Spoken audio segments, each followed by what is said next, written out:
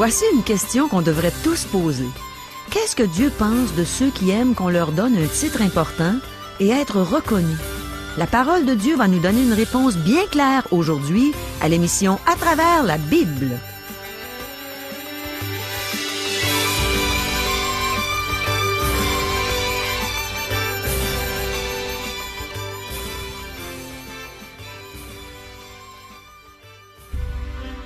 Chers auditeurs, pour en savoir davantage sur le contenu de cette émission, vous pouvez contacter en tout temps Radio Espoir, sans frais, au 1-877-L'Espoir, 1-877-537-7647. Bonjour, ici Caro. J'ai vraiment de bonnes questions pour vous aujourd'hui. Il y en a sûrement quelques-unes que vous avez déjà posées. Les voici. Est-ce que les couples mariés seront encore mari et femme au ciel? Est-ce qu'il y a une vie après la mort? Est-ce que nous ressusciterons un jour?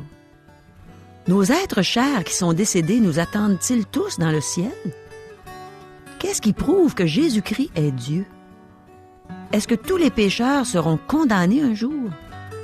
Est-ce que Christ condamne l'orgueil de ceux qui aiment qu'on leur donne des titres, qui aiment être reconnus? Que faut-il faire pour être grand, selon Dieu? Les Saintes Écritures vont répondre à toutes ces questions avec exactitude aujourd'hui. Le pasteur Régent Joly a la Bible en main. Il est prêt à nous donner un enseignement bien enrichissant. Demandons à Dieu qu'il nous aide à comprendre tout ce qu'il va nous dévoiler. Prions. Oh oui, Seigneur, enseigne-nous encore aujourd'hui. On est à tes pieds et on veut comprendre tout ce que tu veux nous dire pour l'appliquer dans nos vies. Aide-nous à bien saisir le sens, Seigneur. Amen. À toi, Régent. Merci, Caro. Maintenant, nous nous approchons de la crucifixion de Christ dans l'Évangile selon Matthieu. Il est venu majestueusement depuis Philippe de Césarée en passant par la Galilée et Jéricho. Maintenant, il est entré à Jérusalem en se présentant comme le roi et en donnant à la ville une dernière chance de l'accueillir. C'est la première fois qu'il pénètre à Jérusalem avec tant de majesté. Auparavant, d'après l'Évangile selon Jean, il serait entré par la porte des brebis, la porte par laquelle on apportait les animaux pour les sacrifices. Mais, cette fois, il se présente en roi, et ceux qui l'accompagnent reconnaissent sa royauté. Le peuple a de nouveau l'occasion de le recevoir ou de le rejeter. Maintenant, 3 groupes sociaux, les Hérodiens, les Sadducéens et les pharisiens, cherchent à le piéger chacun leur tour. C'est ce qui se produit dans ce 22e chapitre. Les Hérodiens ont approché Jésus avec une question qui les touche de près. Les Hérodiens formaient un parti politique qui appuyait la dynastie hérodienne et qui comptait sur elle pour les délivrer des Romains. Autrement dit, ils donnaient leur appui à Hérode. Je ne pense pas que les Hérodiens fussent un parti religieux, car le parti était trop attaché à la politique. Cependant, les pharisiens devaient se servir d'eux, et certains pharisiens devaient aussi être hérodiens. Ce sont les pharisiens qui ont ouvert les hostilités. Débutons notre lecture. Matthieu chapitre 22, versets 15 à 17. Alors les pharisiens allèrent se consulter sur les moyens de surprendre Jésus par ses propres paroles. Ils envoyèrent auprès de lui leurs disciples avec les Hérodiens, qui dirent « Maître, nous savons que tu es vrai, et que tu enseignes la voie de Dieu selon la vérité, sans t'inquiéter de personne, car tu ne regardes pas à l'apparence des hommes. Dis-nous donc ce qu'il t'en semble. Est-il permis, ou non, de payer le tribut à César? » Les Hérodiens ne cherchaient pas vraiment une réponse, ils en avaient déjà une. Cette question était un piège. Si Jésus avait répondu non, il l'aurait accusé de trahison envers Rome, qui dominait la nation juive. Si Jésus avait répondu oui, il n'aurait pu être le Messie. Il pensait coincer Jésus avec cette question. Verset 18. Jésus, connaissant leur méchanceté, répondit, « Pourquoi me tentez-vous, hypocrites ?» Notez que Jésus les appelle par ce qu'ils sont, des hypocrites. Verset 19. « Montrez-moi la monnaie avec laquelle on paie le tribut. » Et ils lui présentèrent un denier. Notez qu'il demande à voir une pièce d'argent. Pourquoi n'a-t-il pas utilisé une des siennes? Bien, tout simplement, je pense qu'il n'en avait pas. Verset 20. Il leur demanda, « De qui porte-t-il l'effigie et l'inscription? » Ils utilisaient l'argent ayant cours légal dans l'Empire romain. Donc, ils avaient remis une pièce de monnaie romaine à Jésus. Verset 21. « De César, lui répondirent-ils. Alors il leur dit, « Rendez donc à César ce qui est à César, et à Dieu ce qui est à Dieu. » Non seulement Jésus répond-il à leurs questions, mais il leur rappelle qu'ils doivent quelque chose à César. Ils utilisaient la monnaie romaine. Ils se déplaçaient sur des routes romaines et ils profitaient de la paix que leur assurait Rome. Donc, ils devaient quelque chose à Rome. Ils devaient rendre à César ce qui est à César. Mais Jésus leur rappelle aussi de rendre à Dieu ce qui est à Dieu. Verset 22. Étonnés de ce qu'ils entendaient, ils le quittèrent et s'en allèrent. Jésus n'est pas tombé dans le piège. Même s'il devait quelque chose à César, ils ne devaient pas négliger leur responsabilité envers Dieu. Les Hérodiens se retirent, et c'est au tour des Sadducéens de s'avancer au marbre. Ils vont aussi essayer de piéger Jésus. Lisons les versets 23 à 28. Le même jour, les Sadducéens, qui disent qu'il n'y a point de résurrection, vinrent auprès de Jésus et lui firent cette question. « Maître, Moïse a dit, si quelqu'un meurt sans enfant, son frère épousera sa veuve et suscitera une postérité à son frère. Or, il y avait parmi nous 7 frères. Le premier se maria et mourut, et comme il n'avait pas d'enfant, il laissa sa femme à son frère. Il en fut de même du 2e, puis du 3e, jusqu'au 7e. Après eux tous, la femme mourut aussi. À la résurrection, duquel des 7 sera-t-elle donc la femme? Car tous l'ont eue. Les Sadducéens ne croyaient pas à la résurrection. Ils utilisent un exemple ridicule. Imaginez une femme avec 7 maris. Elle devait être une star de cinéma. Ils veulent savoir de qui elle sera la femme. Mais Jésus leur montre 2 points au sujet desquels ils sont ignorants. Verset 29. Jésus leur répondit, « Vous êtes dans l'erreur, parce que vous ne comprenez ni les Écritures, ni la puissance de Dieu. » Les Sadducéens ignoraient les Écritures et ils ignoraient la puissance de Dieu. S'il n'en avait pas été ainsi, ils n'auraient pas proposé cet exemple ridicule. Verset 30. Car, à la résurrection, les hommes ne prendront point de femmes, ni les femmes de mari, mais ils seront comme les anges de Dieu dans le ciel.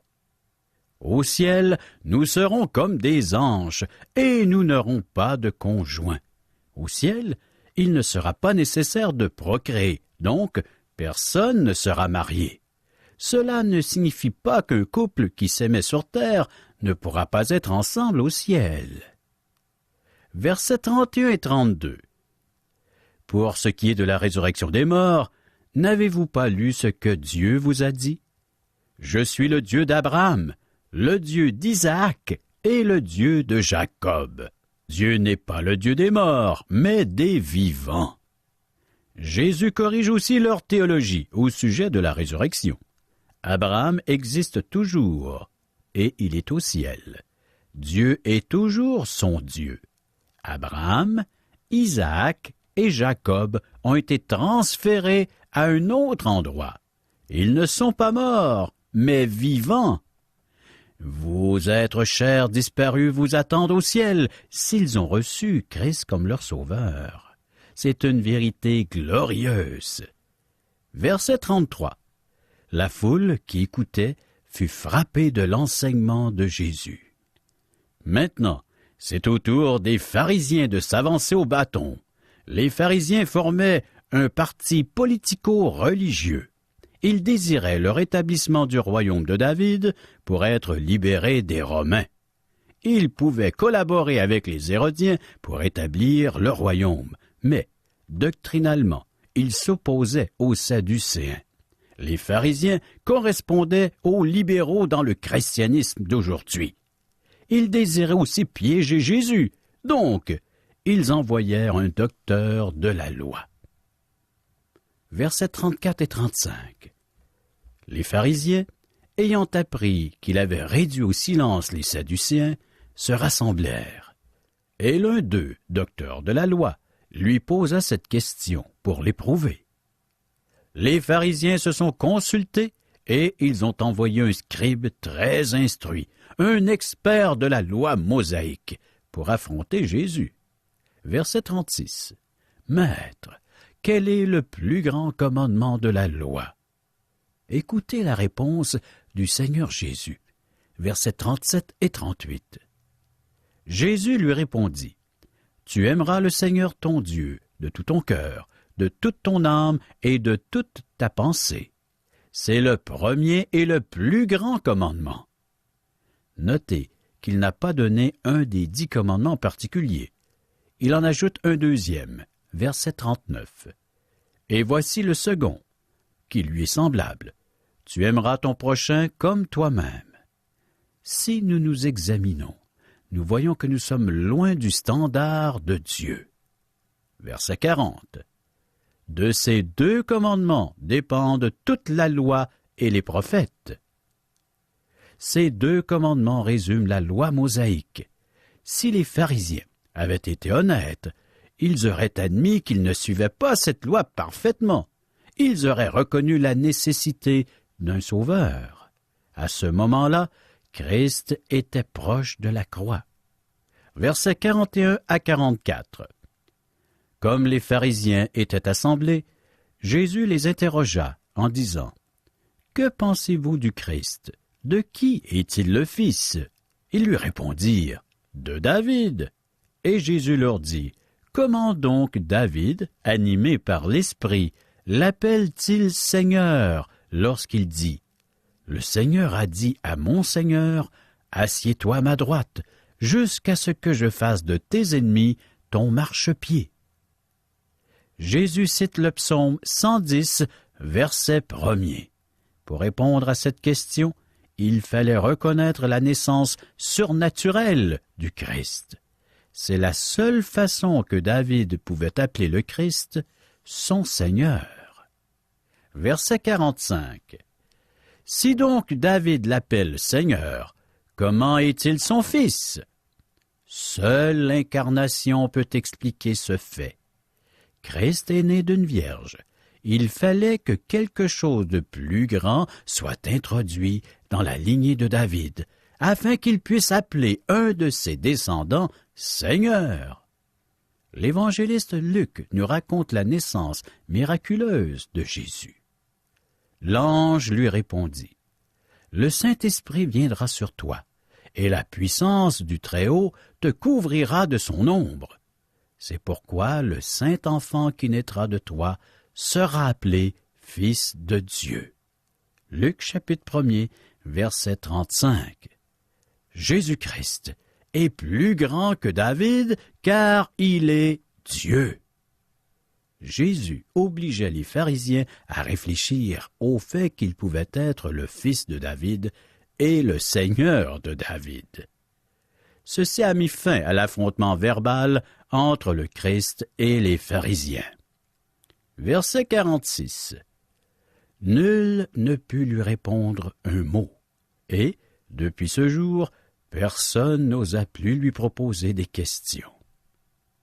Maintenant, nous passons au chapitre 23, dans lequel Jésus avertit la foule au sujet des scribes et des pharisiens. il les maudit et pleure sur Jérusalem. C'est dans ce chapitre que se termine la confrontation entre Jésus et l'élite religieuse. Jésus dénonce les scribes et les pharisiens en termes très clairs.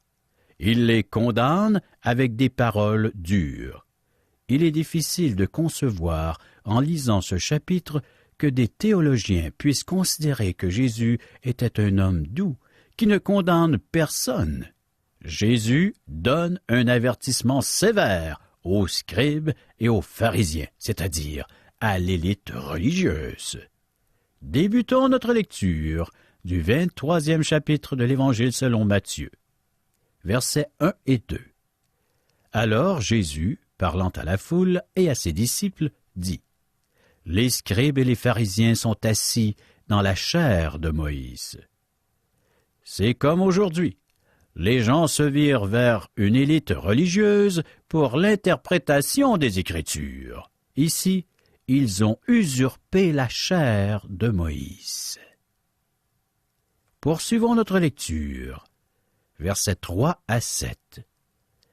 Faites donc et observez tout ce qu'ils vous disent, mais n'agissez pas selon leurs œuvres, car ils disent et ne font pas.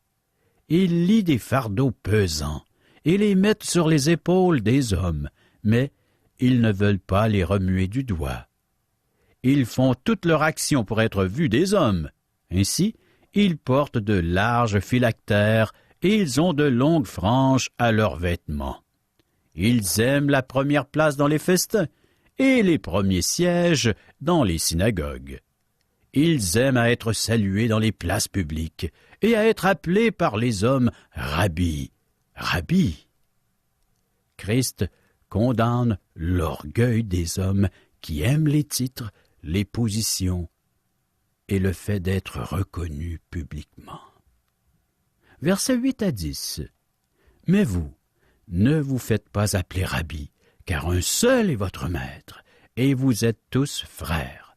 Et n'appelez personne sur la terre votre Père, car un seul est votre Père, celui qui est dans les cieux. Ne vous faites pas appeler directeur, car un seul est votre directeur, le Christ. Un père donne la vie. Se faire appeler père en matière spirituelle, c'est prendre la place de Dieu. Lui seul a le pouvoir de faire de nous de ses enfants. De plus, c'est à Christ qu'appartient toute autorité. Versets 11 et 12. Le plus grand parmi vous sera votre serviteur. Quiconque s'élèvera sera abaissé, et quiconque s'abaissera sera élevé. Pour être le plus grand, devenez un serviteur. Versets 13 à 15. Malheur à vous, scribes et pharisiens, hypocrites, parce que vous fermez aux hommes le royaume des cieux. Vous n'y entrez pas vous-même, et vous n'y laissez pas entrer ceux qui veulent entrer. Malheur à vous, scribes et pharisiens, hypocrites, parce que vous dévorez les maisons des veuves, et que vous faites pour l'apparence de longues prières. À cause de cela, vous serez jugés plus sévèrement. Malheur à vous, scribes et pharisiens, hypocrites, parce que vous courez la mer et la terre pour faire un prosélyte. Et, quand il l'est devenu, vous en faites un fils de la géhenne 2 fois plus que vous. Ils amenaient les gens dans leur religion et non à Dieu. Ces prosélytes n'étaient pas nés de nouveau. Ils étaient des fervents, des fanatiques de la religion. Poursuivons notre lecture, versets 16 à 22. Malheur à vous, conducteurs aveugles, qui dites, si quelqu'un jure par le temple, ce n'est rien, mais si quelqu'un jure par l'or du temple, il est engagé. Insensé et aveugle, lequel est le plus grand, l'or ou le temple qui sanctifie l'or? Si quelqu'un, dites-vous encore, jure par l'autel, ce n'est rien, mais si quelqu'un jure par l'offrande qui est sur l'autel, il est engagé. Aveugle, lequel est le plus grand, l'offrande ou l'autel qui sanctifie l'offrande? Celui qui jure par l'autel, jure par l'autel et par tout ce qui est dessus. Celui qui jure par le temple, jure par le temple et par celui qui l'habite. Et celui qui jure par le ciel, jure par le trône de Dieu et par celui qui y est assis. Les scribes et les pharisiens coupaient les cheveux en quatre. Ils mettaient l'accent sur le côté matériel plutôt que sur le but spirituel pour lequel ces choses avaient été données. Jésus les condamne sévèrement. Chers amis, vous êtes placés devant un choix. Soit celui de la religion ou celui de Christ. La religion, c'est de compter sur nous-mêmes, nos propres capacités, nos œuvres, ce que nous pouvons accomplir, de monter les échelons de la pratique religieuse pour nous amener jusque dans la présence de Dieu. Tandis que la Bible nous parle non de religion, mais de relation. Et ce n'est pas à nous de monter, mais plutôt Dieu qui est descendu jusqu'à nous, en la personne du Christ. Il n'est pas l'échelle, mais plutôt l'ascenseur qui nous conduit au Père. Nous n'avons qu'à y monter, c'est-à-dire à se placer à l'intérieur de cet ascenseur pour se laisser conduire jusqu'à l'étage supérieur appelé le ciel. Jésus est celui qui est descendu jusqu'à nous pour venir nous chercher afin que là où il est, nous y soyons aussi. C'est ce que nous lisons dans l'Évangile de Jean, chapitre 14, versets 1 à 6.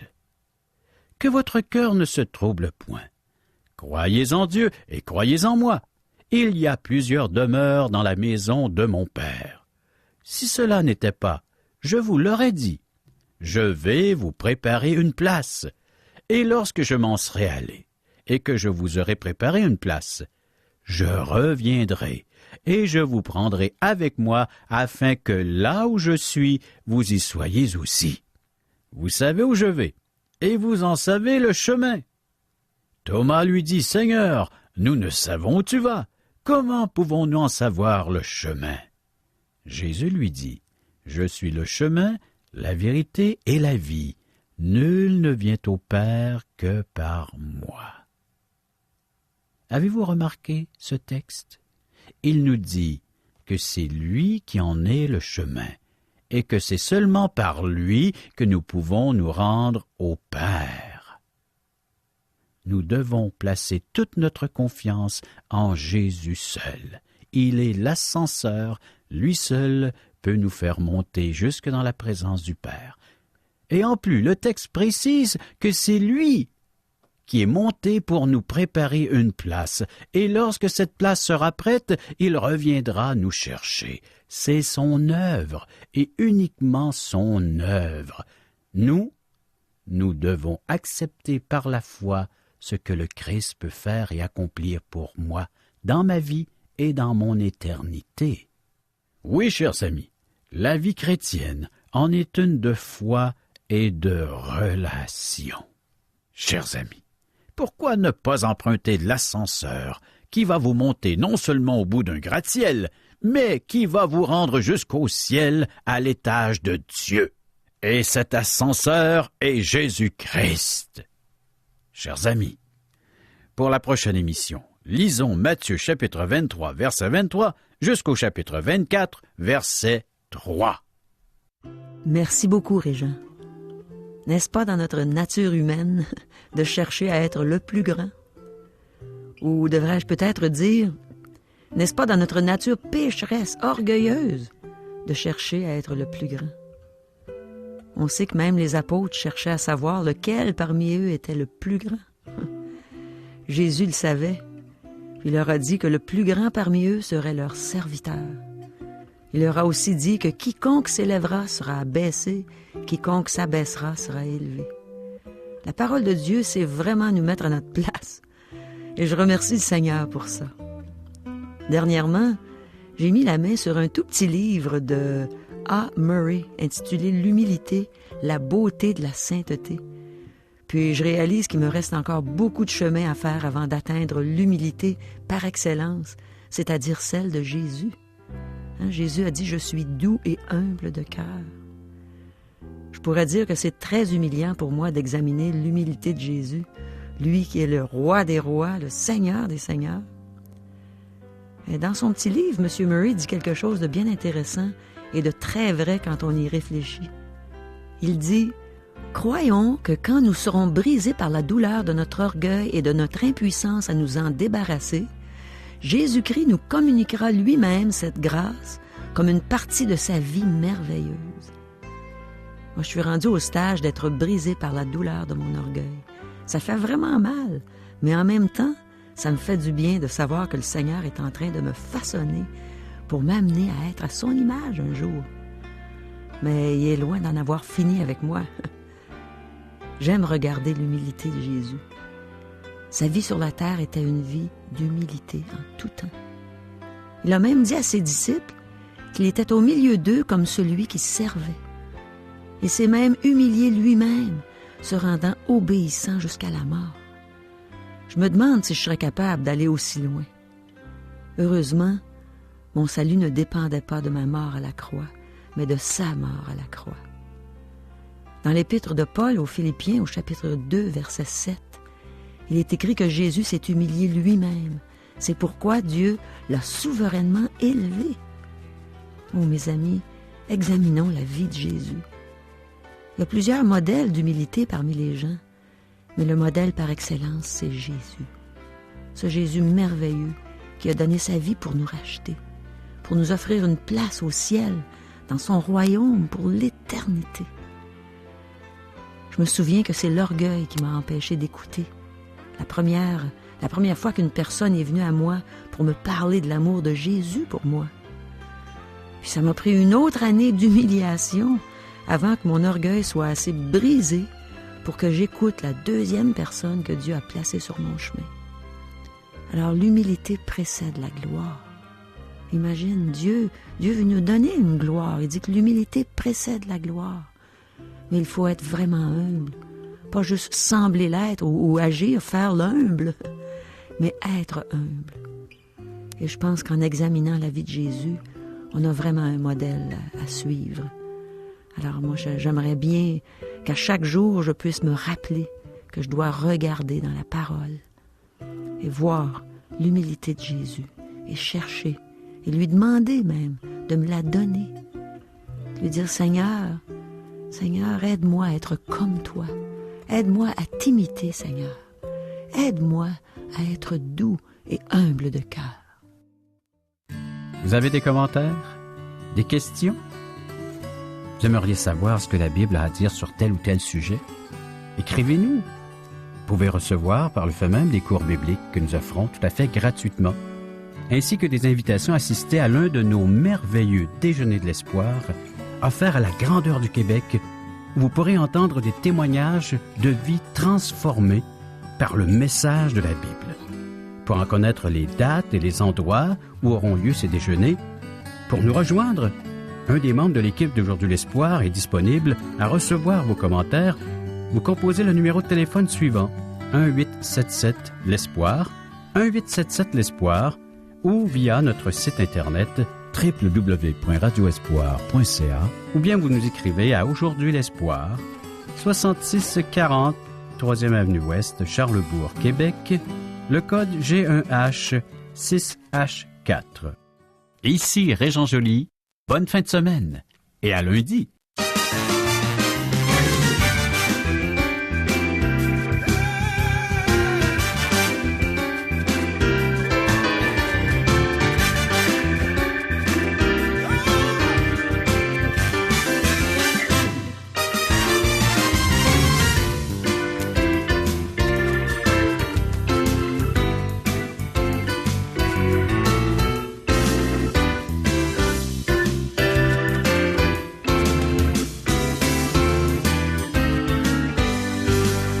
Cette émission vous a été présentée par Radio Espoir.